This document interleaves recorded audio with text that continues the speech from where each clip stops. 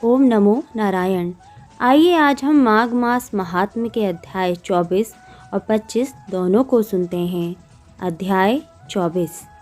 लोमश जी कहने लगे कि वह राजा पहले तो तामिश्र नामी नरक में गया, फिर अंध तामिश्र नरक में जहाँ पर अति दुखों को प्राप्त हुआ, फिर महारौरव, फिर कालसूत्र नामी महानरक में गया, फिर वह मूर्छा को प्राप्त हो गया। होश आने पर तापन और संप्रतापन नाम के नरक में गया। अनेक दुखों को भोगता हुआ वह प्रताप नाम के नरक में गया। तब काकोल, कुड़पल, पूर्व मृतिका, लोहशंकु, मृजिप आदि नरकों में होता हुआ असीपत्र वन में पहुँचाया गया। फिर लोहधारक आदि नरकों में गिराया गया। भगवान विष्णु के साथ देश करने के कारण वह 21 युग तक भयंकर नरकों की यातना भोगता हुआ नरक से निकलकर हिमालय पर्वत पर बड़ा भारी पिशाच हुआ। उस वन में वह भूखा और प्यासा फिरता रहा। उसको मेरु पर्वत पर भी कहीं खाने को ना तो भोजन मिला और ना ही पीने को ही जल। होत व्ययता के कारण वह पिशाच घूमता हुआ एक वृक्ष पलुत प्रस्तवण नाम के वन में जा निकला। बहेड़े के वृक्ष के नीचे वह दुखी होकर हाय में मरा, हाय में मरा ऐसे शब्द जोर जोर से पुकारने लगा और कहने लगा, भूख से दुखी मेरे इस जन्म का कब अंत होगा। इस पाप रूपी समुद्र में डूबते हुए मुझको कौन सहारा देगा। लोमश जी आगे कहने लगे कि इस प्रकार वेद पाठ करते हुए देवधुति ने उसके दुख भरे वचनों को सुना और वहाँ पर एक पिशाच को देखा, जिसकी लाल डरावनी आँखें, दुर्बल शरीर, काले काले ऊपर खड़े बाल, विकराल चेहरा, काला शरीर, लंबी सी जीभ जो बाहर निकली हुई थी, लंबे होठ, लंबे लंबे पैर, सूखा चेहरा, आँखों में पड़े गड्ढे वाले पिशाच को देखकर देवधुति ने उससे पूछा कि तुम कौन हो और ऐसी करुणा से क्यों रोते हो। तुम्हारी यह दशा कैसे हुई और तुम्हारा मैं क्या उपकार करूं।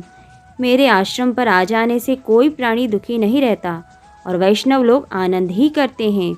सो हे भद्र, तुम अपने इस दुख को कारण जल्दी कहो, क्योंकि विद्वान मनोरथ पाने के लिए विलंब नहीं किया करते। ऐसे वचन सुनकर प्रेत रोना बंद करके विनीत भाव से कहने लगा कि हे द्विज, किसी बड़े पुण्य में मुझको आपके दर्शन हुए हैं। बिना पुण्य के साधुओं की संगति नहीं होती। और फिर उसने पहले जन्म का वृत्तांत कहा कि भगवान विष्णु के द्वेष के कारण मेरी यह दशा हुई है। जिस हरि का नाम यदि अंत समय में मनुष्य के मुख से निकल जाए तो मनुष्य विष्णु पद को प्राप्त होता है। जो सबका पालन करता है उसी से मैंने द्वेष किया। यह सब मेरे कर्मों का ही दोष है, जिसकी ब्राह्मण तप द्वारा प्रार्थना करते हैं। ब्रह्मादि देवता, सनकादिक ऋषि जिसको मुक्ति के लिए पूजते हैं, जो आदि मध्य व अंत में विश्व का विधाता और सनातन है, जिसका आदि मध्य और अंत नहीं है, उस भगवान के साथ मैंने द्वेष किया। जो कुछ पुण्य किए मैंने पहले जन्म में किए थे, वह सब विष्णु की द्वेष रूपी अग्नि में भस्म हो गए।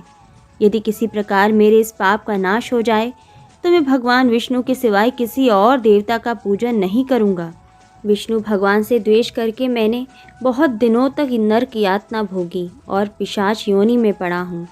इस समय मैं किसी अच्छे कर्म के योग से ही आपके आश्रम में आया हूँ, जहाँ पर आपके सूर्य रूपी दर्शन ने मेरे दुख समान अंधकार को दूर किया है। अब आप कोई ऐसा उपाय बताइए जिससे मेरी यह पिशाच योनि दूर हो, क्योंकि सज्जन पुरुष उपकार करने में देर नहीं करते।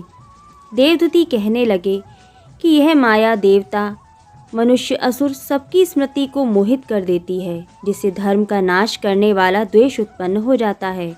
जगत के उत्पन्न करने, रक्षा करने और नाश करने वाले जो सब प्राणियों की आत्मा है, उनसे भी लोग द्वेष करते हैं।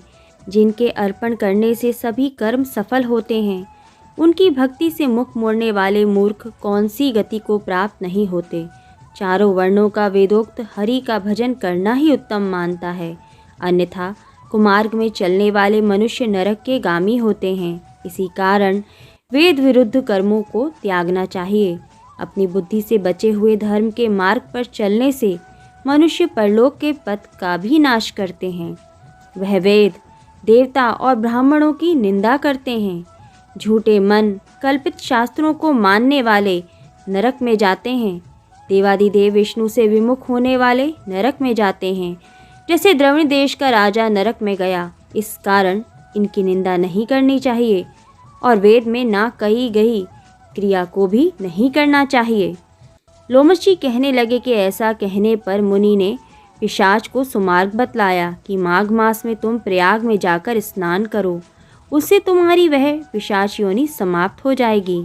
माघ मास में प्रयाग में स्नान करने से मनुष्य पहले जन्म के सब पापों से मुक्त हो जाता है। वहाँ पर स्नान करने से उसे मुक्ति प्राप्त होती है। इससे बढ़कर और कोई प्रायश्चित नहीं। संसार में यह मोक्ष और स्वर्ग का खुला हुआ द्वार है। गंगा और यमुना का संगम त्रिवेणी संसार में सबसे उत्तम तीर्थ है। पाप रूपी बंधन को काटने के लिए यह कुल्हाड़ी है। कहाँ तो विष्णु, सूर्य तेज, गंगा, यमुना का संगम, और कहाँ ये तुच्छ पाप रूपी तृण की आहुति। जैसे घने अंधकार को दूर करने वाला शरद का चंद्रमा चमकता है, उसी तरह संगम के स्नान से मनुष्य पवित्र हो जाता है। मैं तुमसे गंगा यमुना के संगम का वर्णन नहीं कर सकता, जिसके जल की एक बूंद के स्पर्श से केरल देश का ब्राह्मण मुक्त हो गया। ऋषि के ऐसे वचन सुन प्रेत के मन में शांति उत्पन्न हो गई, मानो सब दुखों से छूट गया हो। प्रसन्नता से उसने विनयपूर्वक ऋषि से पूछा। ऋषि से क्या पूछा, इसका वर्णन अध्याय 25 में है। आइए सुनते हैं। पिशाच कहने लगा कि हे मुनि, केरल देश का ब्राह्मण किस प्रकार मुक्त हुआ, यह कथा कृपा करके मुझे विस्तार पूर्वक कहिए। देवदूती कहने लगा, केरल देश में वासु नाम का एक वेद पारंगत ब्राह्मण था। उसके बंधुओं ने उसकी भूमि छीन ली, जिससे वह निर्धन और दुखी होकर अपनी जन्मभूमि त्याग कर देश विदेश में घूमता किसी व्याधि से ग्रस्त होकर मृत्यु को प्राप्त हो गया। उसका कोई बांधव ना होने के कारण उसकी वैदिक क्रिया नहीं हुई और ना ही उसकी दाह क्रिया हुई। इस प्रकार क्रिया के लोप होने से निर्जन वन में प्रेत होकर चिरकाल तक फिरता रहा। शीत, ताप, भूख, प्यास के दुख से हाहाकार करता हुआ वह नंगे शरीर रोता फिरता था, परंतु उसको कहीं सद्गति नहीं दिखाई दी। सर्वथा दान न देने से वह अपने कर्म फल को भोगता था। जो लोग अग्नि में आहुति नहीं देते, भगवान का पूजन नहीं करते, वे आत्मविद्या का अभ्यास नहीं करते, अच्छे तीर्थों से विमुख रहते हैं। जो लोग दुखी लोगों को स्वर्ण, वस्त्र, तांबुल, रत्न, फल तथा जल नहीं देते तथा छल कपट से जीविका प्राप्त करने वाले, दूसरों तथा स्त्रियों का धन हरने वाले, पाखंडी, कुटिल, चोर, बाल, वृद्ध तथा आतुर और स्त्रियों पर निर्दयता करने वाले, आग लगाने वाले, विष देने वाले, झूठी गवाही देने वाले, कुमार्ग पर चलने वाले, माता पिता, भाई बहन, संतान तथा अपनी स्त्री का त्याग करने वाले, जो सब तीर्थों में दान देते हैं, पालन करने वाले, स्वामी को त्यागने वाले, गौर तथा भूमि के चोर, वेदों की निंदा करने वाले, व्रता द्रोह करने वाले, प्राणियों की हिंसा करने वाले, देवता और गुरु की निंदा करने वाले, ये सभी बारंबार प्रेत, पिशाच, राक्षस तथा बुरी योनियों में जन्म लेते हैं। अतएव बुरे कर्मों से बचकर धर्म के कार्य तथा यज्ञ, दान और तप आदि करने चाहिए, क्योंकि कर्मफल अवश्यमेव मिलता है। इस प्रकार प्रेत की गति देखकर पाप कर्म कदापि नहीं करने चाहिए।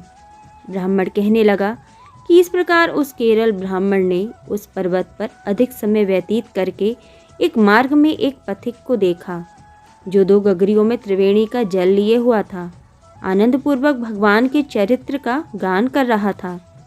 प्रेत ने उसका मार्ग रोककर कहा कि तुम डरो मत, इस गगरी का जल मुझको पिलाओ, नहीं तो मैं तुम्हारे प्राण ले लूँगा। देवदूती आगे कहने लगे कि दुखी, निर्बल, नंगे, मुरझाए तुम कौन हो? पैरों से पृथ्वी को स्पर्श न करके चलते हो। लोमश जी बोले, प्रेत यह वचन सुनकर कहने लगा कि मेरे ऐसा होने का कारण सुनो। मैंने कभी ब्राह्मणों को दान नहीं दिया, अत्यंत लोभी, क्रियाहीन, दूसरे के अन्न से पलने वाला था। मैंने कभी किसी को भिक्षा भी नहीं दी, न दूसरे के दुख से कभी दुखी हुआ।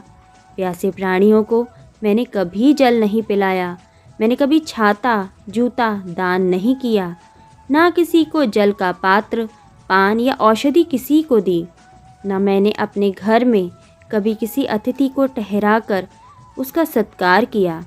अंधे, वृद्ध, अनाथ और दीनों को मैंने कभी अन्न से संतुष्ट नहीं किया, ना ही किसी रोगी को मुक्त किया, ना ही कभी ब्राह्मणों को दान दिया, ना कभी अग्नि में हवन किया।